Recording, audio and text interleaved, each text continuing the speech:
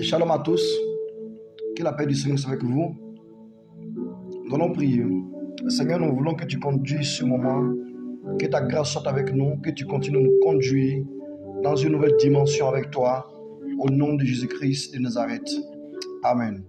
Alors, frères et sœurs, nous sommes dans la fin d'année. Pour d'autres personnes, dans le début de l'année, nous sommes à une période où nous sommes en train de traverser une saison importante pour certaines personnes, pour rentrer dans une saison nouvelle, dans une nouvelle année, bientôt 2024. Et pour d'autres personnes, nous sommes déjà dans cette année 2024. Le problème ne se trouve pas dans la nouvelle année. Le problème se trouve où? Comment gagner une nouvelle gagnée ou comment avoir une nouvelle année.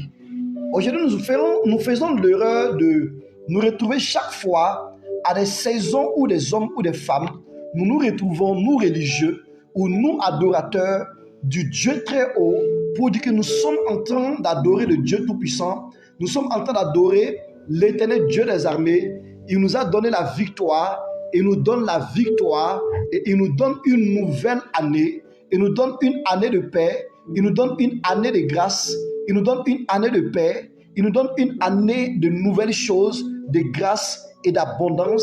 Et nous nous retrouvons à chaque année avec les mêmes problèmes, les mêmes soucis, souvent des problèmes, des soucis qui vont de mal en pire. Pourtant, le pasteur avait dit que l'année allait être meilleure pour toi, que cette année, les choses allaient avancer encore. Pourtant, ton féticheur ou ton marabout t'avait dit autre chose. Pourtant, ton imam t'avait dit que non, l'année allait être très bonne pour toi. La bonne et la mauvaise nouvelle, c'est que l'année ne change pas. La bonne et la mauvaise nouvelle, c'est que c'est nous qui devrons nous améliorer au cours des années, sinon l'année ne change pas.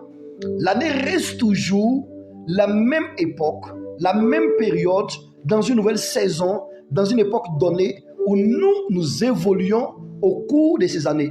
Alors, le thème que je vais te donner aujourd'hui, ce que je vais te développer ce soir-là, c'est de te donner 5 secrets qui vont t'aider. Je vais te donner 5 secrets à pouvoir avoir une année de joie, une année de paix, une année d'action de grâce, une année de victoire. Et le tout se trouve où? En Jésus-Christ de Nazareth.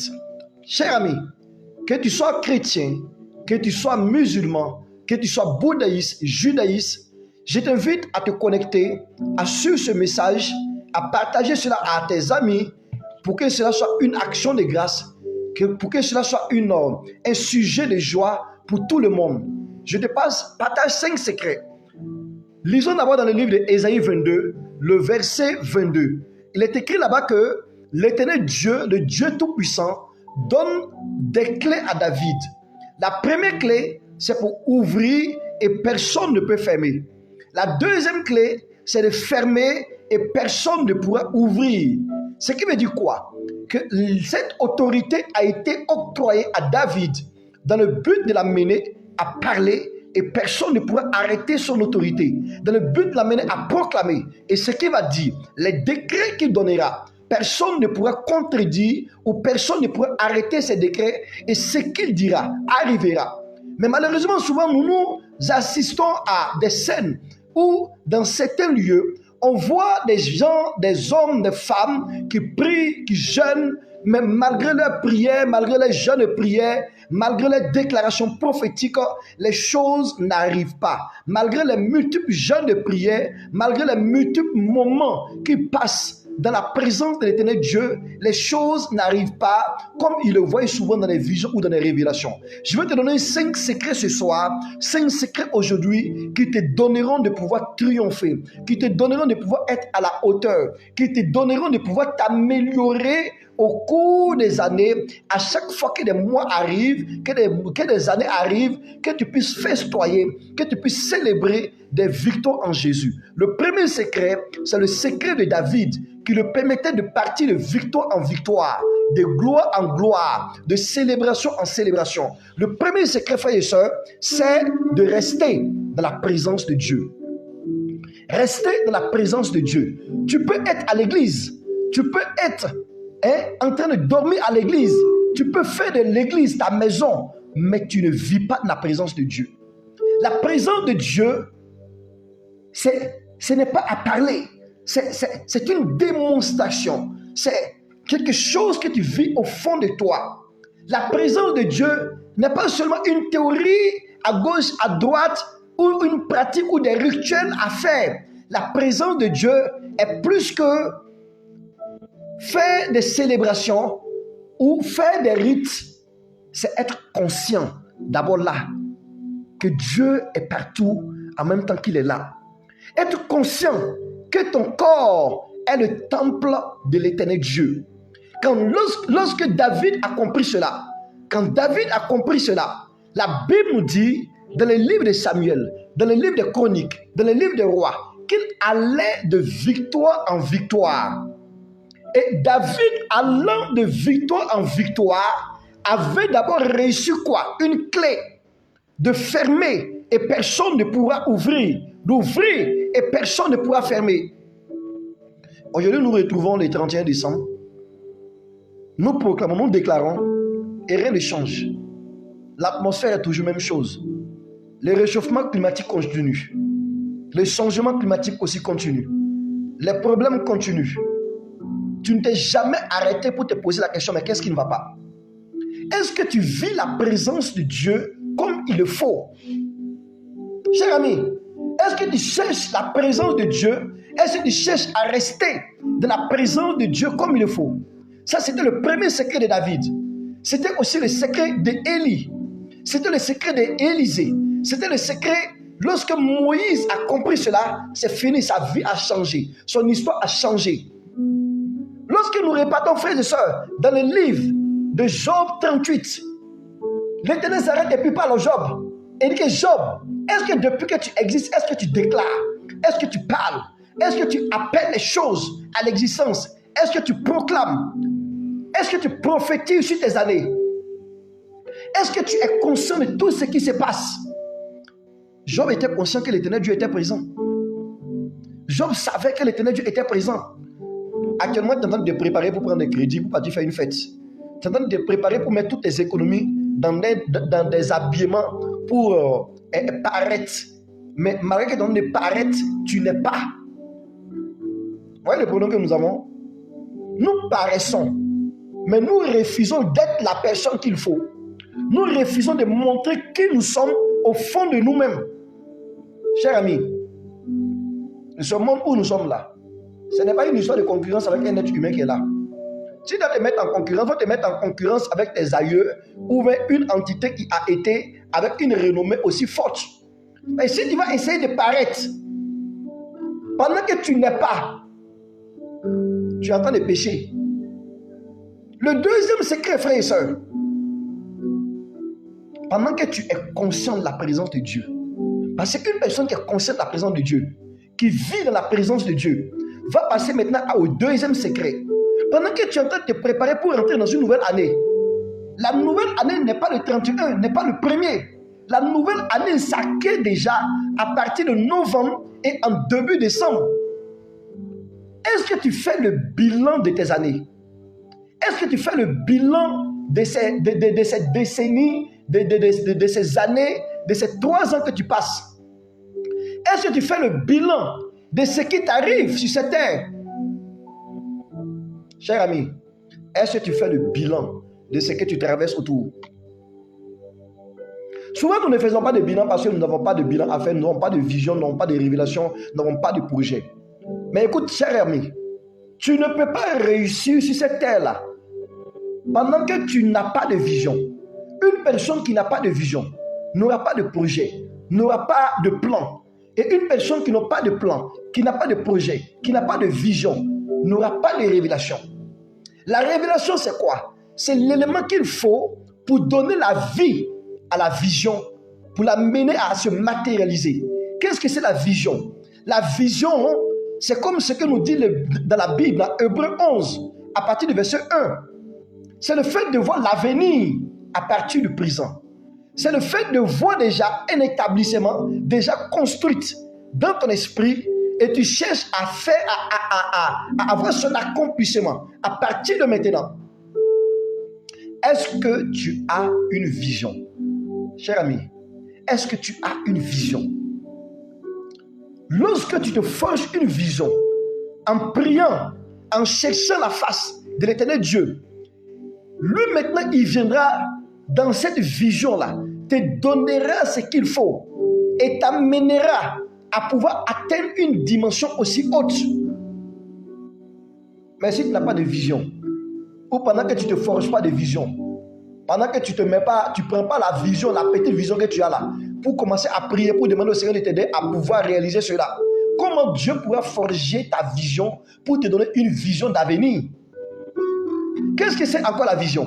La vision, c'est l'élément là que tu veux réaliser qui t'amène à trembler sur toi-même, qui t'amène à te dire, hey, est-ce que je peux réaliser cela? Est-ce qu'avec ma force, je peux réaliser cela? Et cette vision t'amène à faire recours au surnaturel, t'amène à faire recours à l'Éternel Dieu des armées, qui est le seul qui a la capacité de t'amener à réaliser une vision qui est au-delà de ta capacité. Mais lorsque ta vision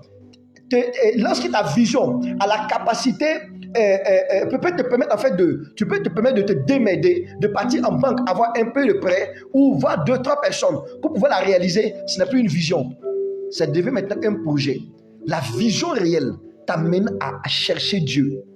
Et quand tu cherches Dieu, parce que tu ne peux pas accomplir par toi-même, en ce moment-là, tu te trouves dans une vision où l'Éternel Dieu te donnera de pouvoir forger cela et de pouvoir l'envoyer dans l'accomplissement. Mais tout ça dans quoi? Dans la présence de Dieu. Une personne qui a une vision, qui est en train de rentrer dans une nouvelle année, il se met à faire le bilan à chaque fois. Qu'est-ce que j'ai réalisé cette année? Qu'est-ce que j'ai réalisé dans ces 6 mois-là? Qu'est-ce que j'ai réalisé dans ces 3 mois-là? Chers amis, chers frères et sœurs, chers collègues, est-ce que tu fais le bilan de tes années? Est-ce que tu fais le bilan de tes mois? Est-ce que tu fais le bilan de tes trimestres et de tes semestres? Si tu ne fais pas de bilan, c'est que tu n'as pas de vision. Si tu as une vision et que tu ne fais pas de bilan, c'est qu'en réalité, frères et sœurs, tu ne crois plus en ta vision. Si ta vision, tu peux te démerder avec la banque, avec les projets à gauche, à droite, avec les amis, pour pouvoir la mettre en pratique. Ce n'est pas une vision, c'est un projet. La vision t'amène à chercher le surnaturel. La vision t'amène à chercher Dieu. C'est pour ça que certaines personnes se mettent à faire des sacrifices. Certaines personnes se mettent à chercher des idoles. Se mettent à chercher des forces occultes pour les aider à pouvoir réaliser quelque chose qu'avec leur force ou avec leur famille, ils ne peuvent pas. La vision t'amène à chercher réellement Dieu. Chers frères et sœurs, est-ce que tu as une vision? Une personne qui a une vision fait un bilan d'année. Une personne qui a une vision se donne un plan, se donne des projets parce que c'est sa cible. Et cette cible-là, coûte que coûte, vaille que vaille, il doit atteindre cette vision, frères et sœurs. Le 3e point, frères et sœurs, pendant que je suis sûr que j'ai une vision, je fais mes bilans, je fais toujours, je cherche à avoir une vision. Si je n'ai pas de vision, je dois maintenant prier en disant, Seigneur, donne-moi une vision. Si tu vis sur la terre et que tu n'as pas de vision, frère, c'est comme si tu ne vis pas. Que Dieu te donne une vision au nom de Jésus. Que l'Éternel Dieu des armées te donne une vision au nom de Jésus-Christ. Mets-toi à forger, mets-toi à chercher. C'est l'élément-là qui est là au fond de toi, que tu veux réaliser. Mais c'est difficile, si tu te rends compte que c'est difficile, tu n'as pas la capacité, tu ne peux pas. Humainement, tu ne peux pas. Humainement, ta famille ne peut pas t'aider à pouvoir y arriver. Cherche l'Éternel Dieu des armées. C'est lui qui pourra. Le 4e point, c'est de me mettre en tête là. Que malgré ce qui se passe, il faut que je gagne à tout prix. Frère, il dit que je t'ai donné la clé dans Apocalypse 3, le verset 7, de fermer et personne ne pourra ouvrir, d'ouvrir et personne ne pourra fermer. Il s'arrête encore et il dit quoi? Car tes résolutions répondront le succès. Mais le fait d'abandonner, lorsque tu abandonnes là, l'Éternel Dieu va t'aider comment? Il a besoin de te voir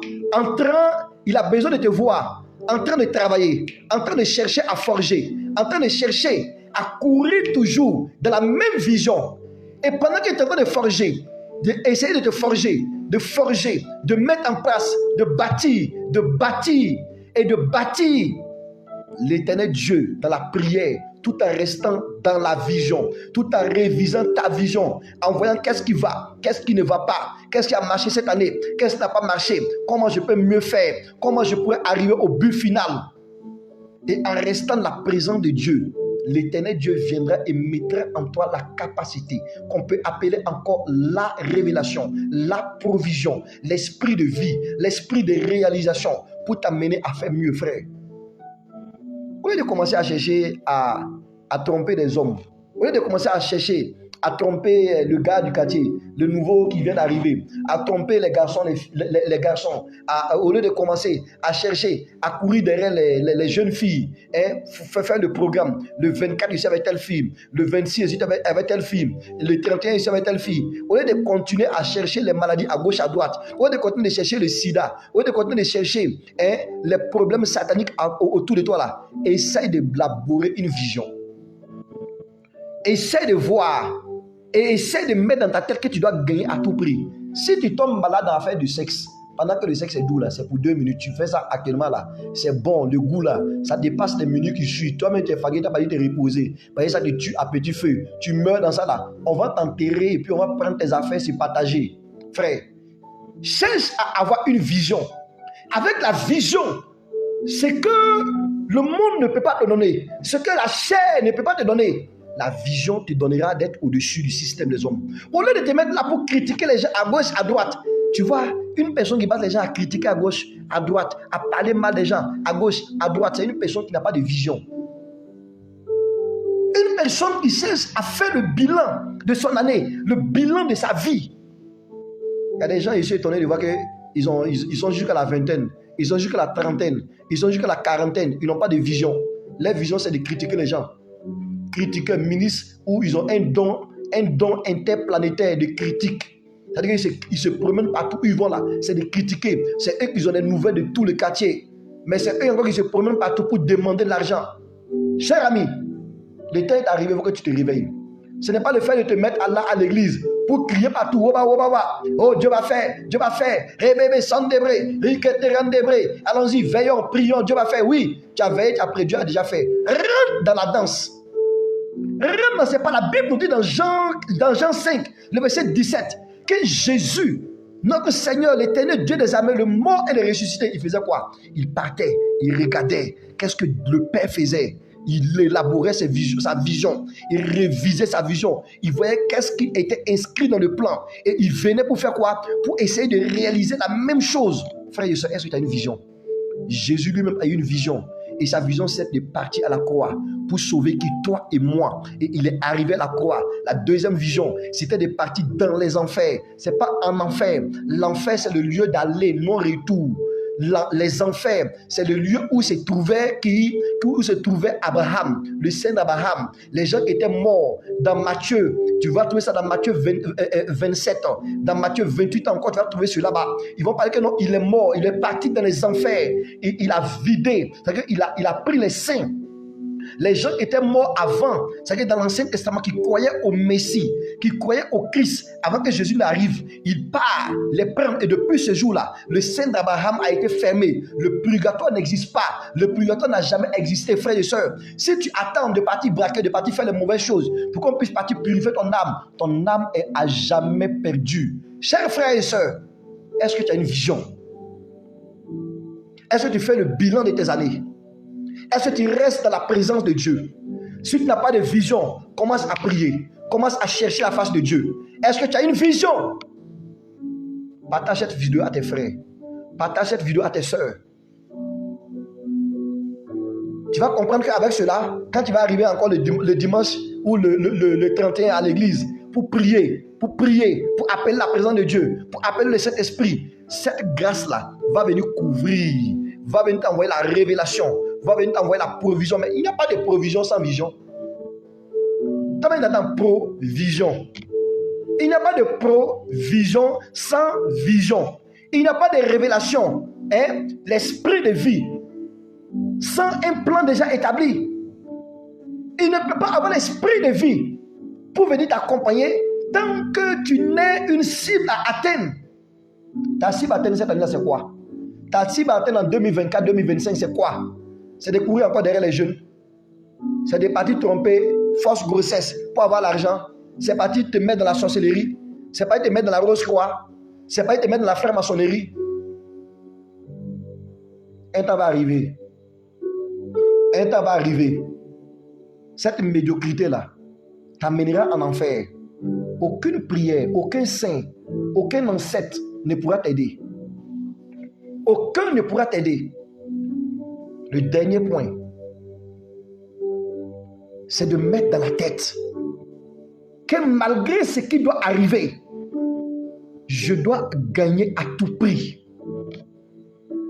Si tu n'as pas mis dans ta tête que tu dois gagner à tout prix, cher ami, tu ne pourras pas gagner à tout prix. Tu vas échouer lamentablement. Pourtant, le pasteur avait dit, le prophète avait dit, l'apôtre avait dit, les prières avaient dit, les gens avaient dit, mais tu es toujours resté là. Tu n'as pas remarqué qu'il y a des premiers de classe là, qui sont toujours à leur position là-bas. Ils ont fini dans le bac, ils ont la licence, mais ils sont là calés. Il n'y a pas travaillé. Ils n'ont pas eu de vision. Avec ta vision là, avant que les choses ne se réalisent, jeune fille, tu peux partir vendre à Tchéké. Tu peux partir vendre à Rachid. Tu peux partir vendre Orange. Ou on est parti vendre ton corps. Ton corps là n'est pas une boutique. Tu comprends? Ton corps n'est pas une boutique. Ton corps est le temple de l'éternel Dieu. Jésus dit que jusqu'à présent mon Père agit. Et moi aussi j'agis. Jusqu'à présent mon Père agit. Et moi aussi j'agis. Tu fais quelle action? L'action de la sorcellerie. Répands-toi. C'est un péché contagieux qui détruit et qui tue. Tu fais quelle action? L'action de la fornication, de l'impudicité, l'impureté. Arrête, sors de cela. Cette année, tu dois être encore beaucoup plus meilleur dans l'année. Cette année, tu dois arriver très haut. Je vais m'arrêter là pour te dire que le Père agit. Le Père agit jusqu'à présent. Nous aussi, nous devons agir. Jésus agit jusqu'à présent. Nous aussi, nous devons agir. Frère, demeure dans la présence de Dieu. Fais le bilan de tes années. Vois qu'est-ce qui n'a pas marché, pourquoi ça n'a pas marché. Cherche la présence de Dieu. Garde la vision. Malgré ce qui va arriver, garde la vision. Si tu n'as pas de vision, forge-toi une vision. Mets ça devant Dieu. Et mets-toi à la pratique de cette vision. Le dernier point, mets-toi dans ta tête que tu dois agir. Écoute. Malgré ce qui doit arriver, tu dois gagner. Et mets-toi à l'action. Le Père agit jusqu'aujourd'hui. Tu dois aussi agir. Que Jésus te bénisse depuis là où tu m'écoutes. Que sa grâce t'assiste. Que sa paix t'assiste. Qu'il t'ouvre des portes d'action de grâce. Qu'il te bénisse à tout niveau au nom de Jésus-Christ. Qu'il te permette, pendant que tu es en train d'agir, pendant que tu cherches sa présence, pendant que tu fais le bilan de ton année, pendant que tu cherches à forger ta vision, pendant que tu cherches à réaliser ta vision, pendant que tu cherches à rester en action. Frère, si tu n'as pas été quand même le premier, tu ne seras pas dernier au nom de Jésus.